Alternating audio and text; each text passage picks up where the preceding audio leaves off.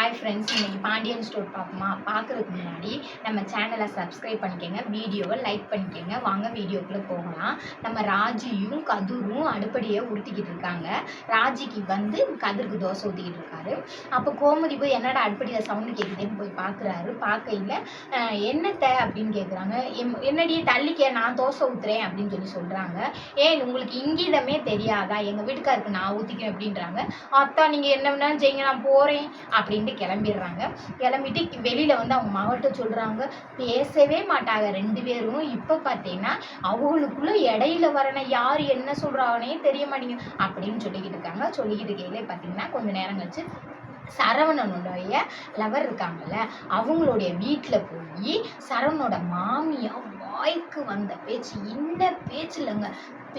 பேசுன்னு கோயிலில் வச்சு பேசுனாங்களே, இப்போ போய் வீட்டுக்கே போய் பேசுன்னு பேசுகிறாங்க. தப்பு தப்பாக பேசுகிறாங்க.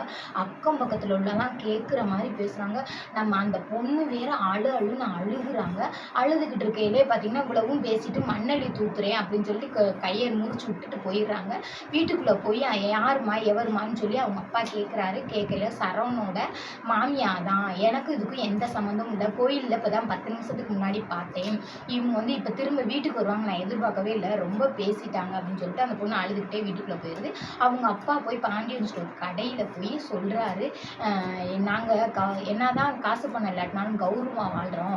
இப்படி உங்கள் மாமியா பொம்பளை பிள்ளைய இன்ன பேச்சுன்னு பேசக்கூடாதோ அந்த பேச்செல்லாம் பேசிட்டாங்க.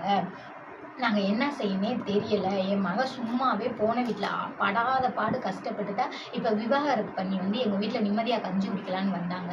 இப்போ பார்த்திங்கன்னா உங்கள் மகனோட என் மகளை சேர்த்து வச்சு பேசுகிறாங்க. இனி நாங்கள் நிம்மதியாக இருக்கிறா இல்லையான்னு தெரியலை அப்படின்னு சொல்கிறாங்க. சொல்லி செத்த நேரத்தில் சரவணன் வண்டி எடுத்துகிட்டு போகிறாரு. வண்டி எடுத்துகிட்டு போகையிலேயே அவங்க அப்பா கத்துறாரு, எங்கடா போகிறேன்னு சொல்கிறாரு. அதோட நாடகம் முடிஞ்சிச்சு.